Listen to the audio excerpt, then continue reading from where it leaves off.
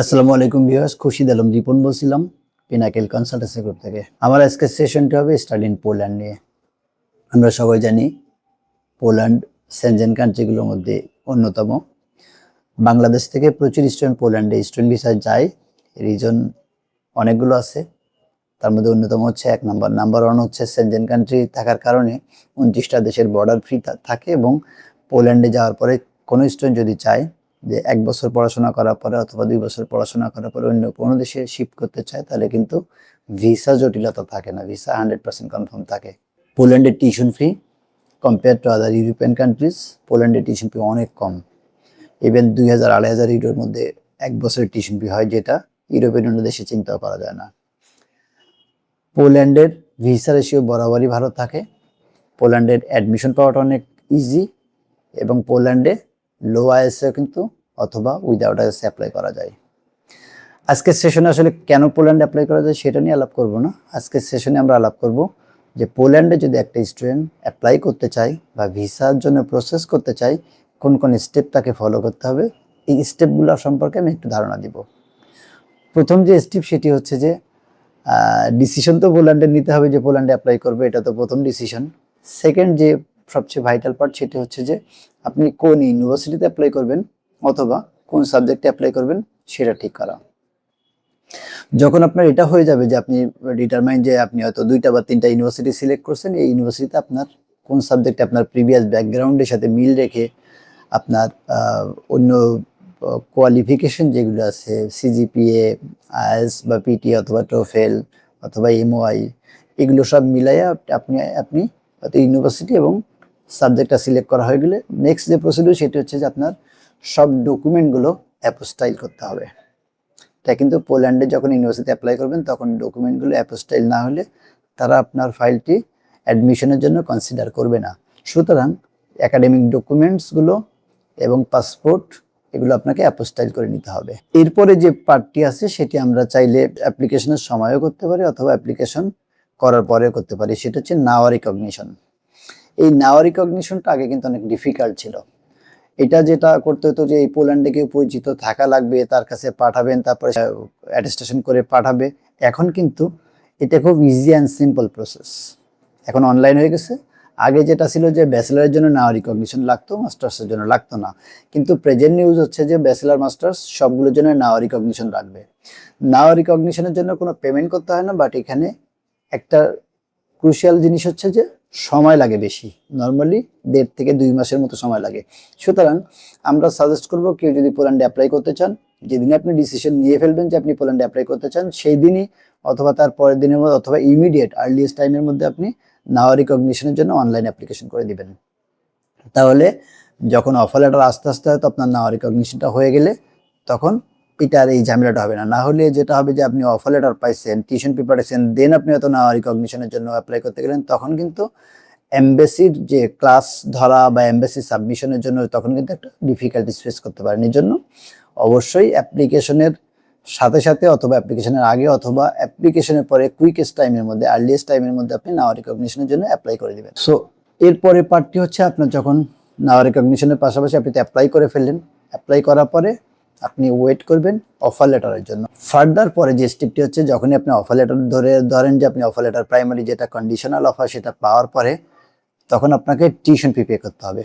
আমি একটু বলে রাখি, পোল্যান্ডে কিন্তু পার্শিয়াল টিউশন ফি বা ইনিশিয়াল ডিপোজিটের কোনো অপশন নেই, আপনাকে 1 বছরের টিউশন ফি সম্পূর্ণটা পাঠিয়ে দিতে হবে।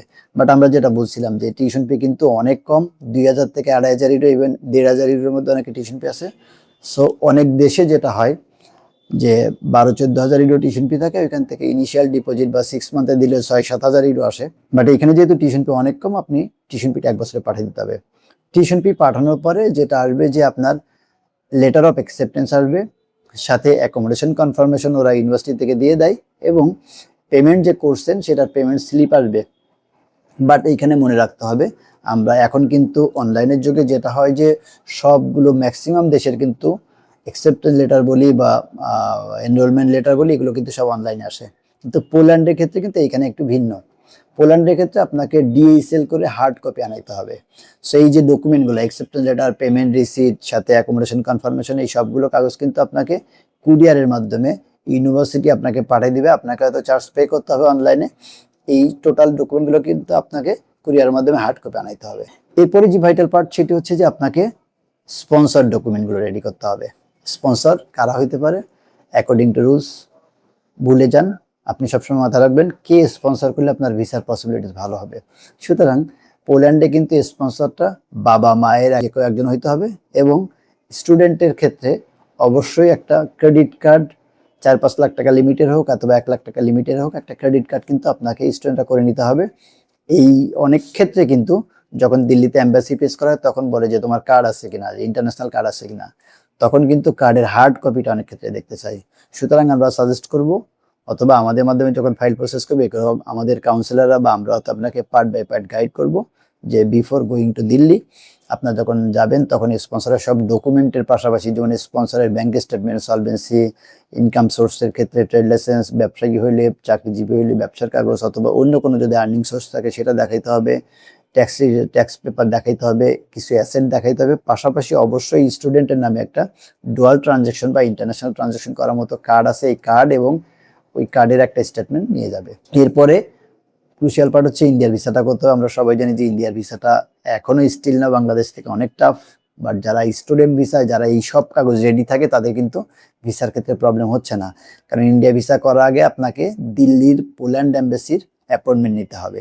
তো অ্যাপয়েন্টমেন্ট যখন থাকে তখন কিন্তু ইন্ডিয়ান এম্বাসিতে জমা দিলে নর্মালি ভিসা হচ্ছে, আর না হইলে তো অনেকভাবে ভিসা করানো যায়, বাট স্টুডেন্টদের ক্ষেত্রে অনেক টাকা পয়সা দিয়ে ভিসা করানোর দরকার নাই। আই হোপ যদি আপনার পোল্যান্ডের দিল্লির পোল্যান্ড এম্বাসির অ্যাপয়েন্টমেন্ট থাকে তাহলে ইজিলি কিন্তু আপনি ইন্ডিয়ার ভিসা পাবেন। সো পোল্যান্ডের কিন্তু মাঝে মাঝে যেটা হয় অ্যাপয়েন্টমেন্ট নিয়ে একটা জটিলতা হয়। সো যখনই আপনি আপনার full set of documents courier চলে আসবে, আপনি চেষ্টা করবেন এম্বাসির অ্যাপয়েন্টমেন্টটা নিতে। এম্বাসি অ্যাপয়েন্টমেন্ট নিয়ে দিল্লিতে নর্মালি 15-20 দিন থাকার মতো প্রিপারেশন নিয়ে যাইতে হবে। আপনার যাওয়ার পরে এম্বাসিতে ফাইল জমা দিয়ে আপনাকে ওয়েট করতে হবে যে কখন এম্বাসি আপনাকে ইন্টারভিউ কল করবে। ইন্টারভিউয়ের জন্য খুব ভালো প্রিপারেশন নিতে হবে। মানে এটা কিন্তু নর্মালি পোল্যান্ডে যেটি হয় যে পোল্যান্ডের ভিসা রেশিওটা অনেকে বোঝে না যে ভিসা কেন কম হচ্ছে। ইন্টারভিউ যদি ভালো করেন তাহলে কিন্তু আইএলটিএস আছে নাকি আপনি এমওআই দিয়ে অ্যাডমিশন নিয়েছেন নাকি আপনি উইদাউট আইএলটিএস অ্যাডমিশন নিয়েছেন, এগুলো কিন্তু কোনো বিষয় না। আপনার যদি ইন্টারভিউয়ের জন্য আপনি যদি ভিসা অফিসারকে স্যাটিসফাইড করতে পারেন তাহলে কিন্তু ভিসার সম্ভাবনা অনেক ভালো থাকবে। সুতরাং আমরা সাজেস্ট করব এই যে এমবাসি জমা দিয়ে যে 15 দিন আপনি ওয়েট করে থাকবেন এমবাসির ইন্টারভিউ ডেট পাওয়ার জন্য, এই 15 দিন ঘোরাঘুরি না করে সময় নিয়ে ফুল এফোর্ট দিবেন। যেহেতু আমরা যেন অনেকগুলো আমাদের একটা দেশে যাইতে হচ্ছে, কষ্ট করে থাকতে হচ্ছে, যাওয়া আসা থাকা খাওয়ার একটা কস্ট ইনভলভমেন্ট তো আছেই। সুতরাং আপনি খুব ভালোভাবে প্রিপারেশন নেবেন, এবং আমাদের পিনাকিলের মাধ্যমে যারা স্টুডেন্ট যাবেন আমাদের পিনাকিলের কাউন্সিলর একজন ওইখানে থাকবে আপনার সাথে, তারা আপনাকে রেগুলার রেডি করাবে। সো তারপরে তো এমবাসি ইন্টারভিউ দেওয়ার পরে যদি আপনার ইন্টারভিউ ভালো হয়, যদি সব ডকুমেন্ট ঠিক থাকে তাহলে আপনি ভিসা পাবেন, বাংলাদেশে ফ্লাই করবেন। এটা হচ্ছে পোল্যান্ডের টোটাল প্রসিডিউরটা। আমি সেশনে আসলে সব কিছু বলা যায় না, তারপর আমরা চেষ্টা করলাম যে পোল্যান্ডের টপ টু বটম প্রসিডিউরটা আপনাদের সাথে শেয়ার করার জন্য। ফার্দার হয়তো কোনো ভিডিও থাকবে যারা যে পোল্যান্ডে কারা কারা অ্যাপ্লাই করতে পারবে, টোটাল আরও ডিসক্রিপটিভ কিছু ভিডিও আমাদের খুব দ্রুত আসবে।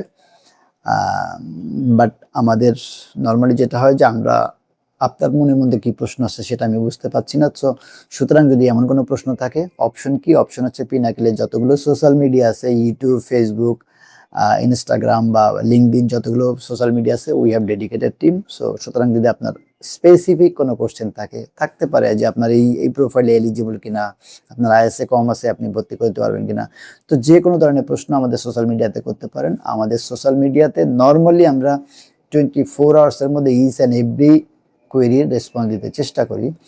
এর বাইরে সবচেয়ে বেস্ট অপশন যেটা আমি সবসময় বলি, ফোন করে না, মেসেঞ্জারে লিখে না, সরাসরি পিনাকিলের অফিস, যেহেতু ঢাকায় ধানমন্ডিতে সপ্তাহে 6 দিন ওপেন থাকে, সকাল 10টা থেকে সন্ধ্যা 7টা পর্যন্ত, যে কোনো সময় কোনো অ্যাপয়েন্টমেন্ট লাগে না, কোনো ফিস লাগে না। সুতরাং আমাদের সাথে সরাসরি ভিজিট করে আপনার যত ধরনের কোয়েরি আছে সেটি আপনি অ্যান্সার নিতে পারেন। পাশাপাশি আপনাদের সাথে একটা গুড নিউজ শেয়ার করতে চাই। আগামী 10 এবং 11 এপ্রিল সকাল 11টা থেকে সন্ধ্যা 7টা পর্যন্ত আমাদের পিনাকিলে অনুষ্ঠিত হচ্ছে অ্যাপ্লিকেশন উইকেন্ড 4.0 ইউরোপের জন্য স্পেশালি। ইউরোপের 8টি দেশের উপরে এই ইভেন্টটি হচ্ছে। আমরা পিনাকেল কনসালটেন্সি গ্রুপ কিন্তু ইউরোপের বিভিন্ন দেশের প্রসেসিংয়ের জন্য আফটার ভিসা একটা সার্ভিস চার্জ নিয়ে থাকি। ওই স্পেসিফিক 2 দিনে যারা আমাদের মাধ্যমে ফাইল ওপেন করবেন তাদের কিন্তু সার্ভিস চার্জের উপরে 100% আপ টু 100% ডিসকাউন্টের অপশন থাকছে। সুতরাং আশা করি যে আপনি এই সুযোগটি নিতে চেষ্টা করবেন। পাশাপাশি ওই দিন আমাদের অনেকগুলো কান্ট্রির ইউনিভার্সিটির ডেলিগেটরা সরাসরি উপস্থিত থাকবেন। সুতরাং আপনার প্রোফাইলটি আপনি তাদের সাথে কথা বলতে পারবেন, স্কলারশিপ নিয়ে কথা বলতে পারবেন এবং ইভেন্টে কিন্তু সবসময় কোনো না কোনো অফার থাকেই। অনেক অ্যাপ্লিকেশন ফি ওয়েব থাকে, অনেক সময় ইভেন্ট অনুযায়ী একদিন, যে নর্মালি যদি অফার লেটার পাইতে 2 সপ্তাহ লাগে, ইভেন্টের জন্য কিন্তু একদিনে অফার লেটার অনেক ক্ষেত্রে দেয়।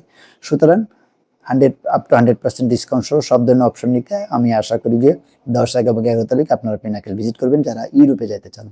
কষ্ট করে যারা আমার সেশনটা এতক্ষণ দেখছিলেন তাদেরকে ধন্যবাদ জানিয়ে আজকের সেশনটি ওখানে শেষ করছি। আল্লাহ হাফেজ।